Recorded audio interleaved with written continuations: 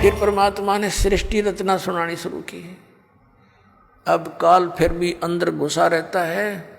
धर्मदास जी ने कहा, महाराज जी एक बात करूं, अकर भाई प्रश्न करूं, एक करो। आप कहते हो कि राम और कृष्ण यानी विष्णु जी कुछ नहीं कर सकते। ये भगवान, एक बार मोर ध्वज राजा का पुत्र ताम्रध्वज आरे से चरवा के श्री कृष्ण जी ने और जीवित कर दिया था भगवान। बता हम कैसे माने उनमें शक्ति नहीं है।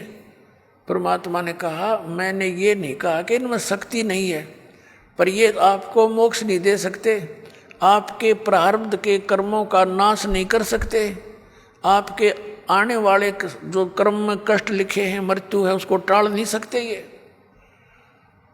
परमात्मा ने कहा कि जैसे मोर ध्वज राजा के पुत्र ताम्र ध्वज को तो श्री कृष्ण जी ने आरे से चरवा के मृत्यु होने के बाद उसको जीवित कर दिया, शरीर भी सेट कर दिया, जोड़ दिया ज्यों का त्यों। इतनी पावर तो है इनमें। लेकिन इनका सगा भांजा अभिमन्यु प्रथम दिन युद्ध में मारा गया था, चक्रव्यूह में। सुभद्रा श्री कृष्ण जी की बहन थी, अर्जुन के ब्याही थी, और प्रथम दिन ही अभिमन्यु मर गया था। श्री कृष्ण रोए, सुभद्रा रोए, पांचों पांडव रोए, उनका कुल नाश हो रहा था। तब तेरे श्री कृष्ण जी ने जीवित क्यों ना करा वो अभिमन्यु। अब धर्मदास फिर सुन हो गया, हे भगवान ये कारण क्या था, हमने तो ये बात कभी ध्यान में ना ही मारा। तो परमात्मा ने कहा, बेटा अभिमन्यु की आयु इतनी ही थी, प्रारब्ध इतना ही था, और उस ताम्रध्वज की आयु शेष थी। वो तो बीच में जाकर वो पंगा लिया था तेरे कृष्ण जी ने, और वो जीवित कर दिया। वो तो जीवित था ही, उसकी तो आयु शेष थी, और इसको जीवित नहीं कर सका क्योंकि उसका आयु शेष नहीं थी। इसलिए ये आपके प्रारब्ध में आपके कर्म के कष्ट को अवॉइड नहीं कर सकते, खत्म नहीं कर सकते। अब कहने का भाव ये है कि परमात्मा ने फिर सृष्टि रचना सुनाई है। धर्मदास जी फिर थोड़ा सा कच्चा बोल गया, कहने लगे, महाराज जी जैसे सुदामा जी का थोड़े से चावल खा के और एक महल बना दिया था सुंदर। परमात्मा कहने लगे, भाई तेरी बुद्धि तो कति गड्ढे में पड़ी है बेटा। अरे के कला तोड़ दिया, एक महल बना दिया था, एक मंत्री बनवा दिया अपने मित्र का, इतना महल था, यहाँ के मंत्री राजा लोग बना दे। इस तो मोक्ष हो गया उसका, सुदामा का। ना मोक्ष श्री कृष्ण का, जन्म मृत्यु कृष्ण की मिटे, श्री कृष्ण की मिटे नहीं, ना सुदामा की, उसके पुजारी की।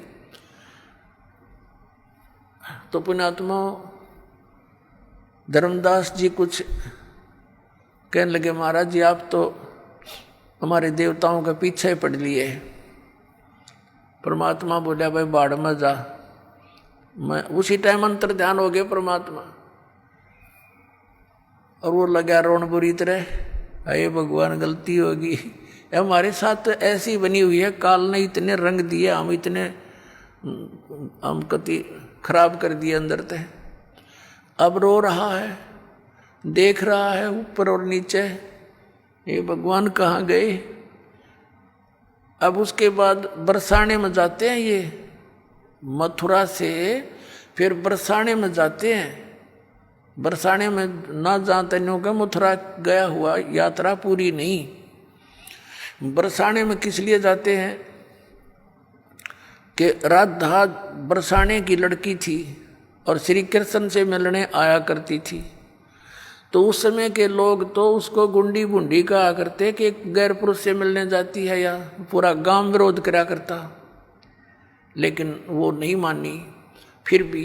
तो अब उस वहाँ जाके क्या कहते हैं, राधे राधे श्याम मिला दे, राधे राधे श्याम मिला दे।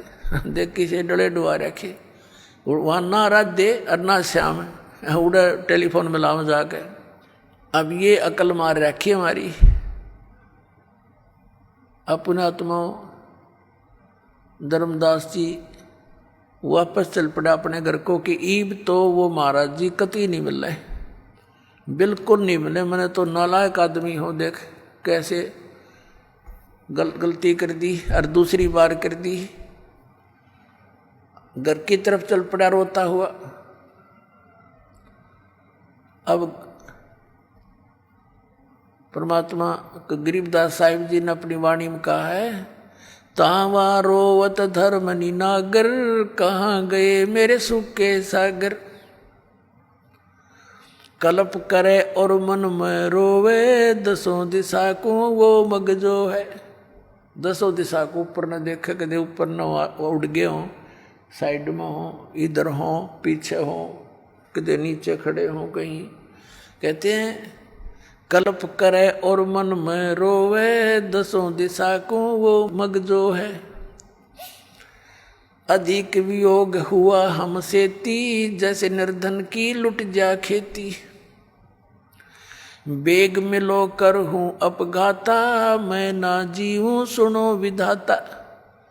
अब रो रहा है, नो कहे मालिक जल्दी दर्शन दे दो, हे विधाता अब मैं जीऊँ नहीं गा आपके वियोग में। ऐसा ज्ञान अचंभ सुनाया, ओए होए, ऐसा अचंभित करने वाला ज्ञान आपने मुझे सुनाया।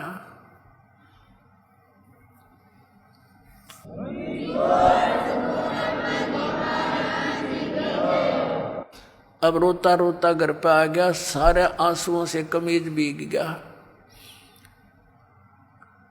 2-3-4 दिन में अपना घर पहुंच गया।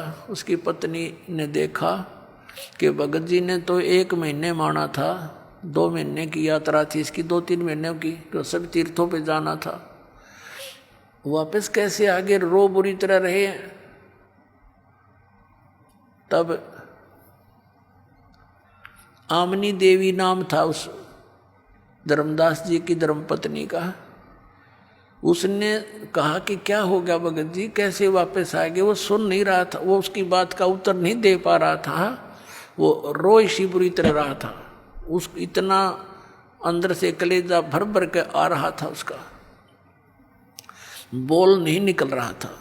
और अपने घर के बीच में जाकर कमरे में और जमीन पर गिर के बहुत बुरी तरह रो रहा था, जैसे किसी का कोई स्वजन मर जाता है। अब आमनी भी रोने लगी बैठ के, क्या घटना घटेगी भगत के साथ। तो उसने सोचा अपनी सोच से, क्योंकि धर्मदास जी था खुले हाथ का, आमनी देवी थी थोड़ी सी कंजूस टाइप की। ये धर्म बहुत करा करता, भंडारे साधु संतों को बुलाता, साधु उनको कंबल कुंबल साथ में देता। तो यह टोक टाक दिया करती, जी दान हिसाब का होया करे, इतना मत खर्च करो, बालक भी पालने हैं। तो इसने नो सोचा आमनी देवी ने कि मैं भगत जी को टोक टाक दिया करती, और इसका लगता है किसी ने रास्ते का जो पैसा था लेके गया था, यो धन यात्रा खर्च, वो निकाल लिया। अरे इसका काम अधूरा रह गया धर्म का। और ये इसलिए रो रहा है कि अब ये नो सोच रहा होगा कि मैं पैसे मांगूंगा और या फिर ना नुकर करेगी। अरे ऐसा किया हुआ धर्म फिर व्यर्थ होता है। तो उसने इस विचार से कहा कि हे भगत जी, कोई बात ना, किसी ने आपका यात्रा खर्च निकाल भी लिया होगा, आप और ले जाओ कि आपके धन की कमी है, आपको भगवान ने कितना दे रखा। उसको एक सांत्वना दिलाने के लिए वो इस प्रकार की उसकी सिंपैथी सी कराने लगी। काफ़ी देर रोता रोता जब मन थोड़ा सा ठीक बोलने के हिसाब में हुआ, तब कहने लगा, आमनी देवी, यदि मेरा वो धन निकल जाता तो कोई बड़ी बात नहीं थी, वो और ले जाता मैं, लेकिन मेरा ऐसा धन गया, वो मुझे अब मिले नहीं और मैं जीऊँ नहीं। तो वो कहने लगी, ऐसा कौन सा धन था। तो उसने रोते रोते सारी कथा सुना दी, जो जो मालिक ने सुनाई थी। आमनी इस बात में बहुत तेज माइंड की समझदार बेटी बहन थी।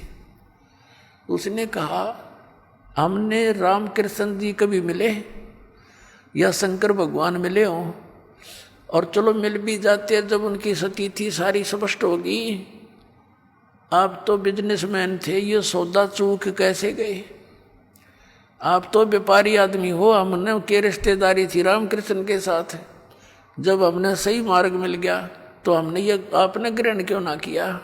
यह गलती कैसे खाई? तो वो कहता है कि जीवन में पहली बार हानि का सौदा हुआ मेरे से, आज तक हानि नहीं हुई थी, और ऐसी हानि होगी आमनी अब यह पूर्ति नहीं हो सकती। मैं घना नीच हूँ, दूसरी बार मैंने ऐसी गलती कर दी, एक बार की तो चल जाती।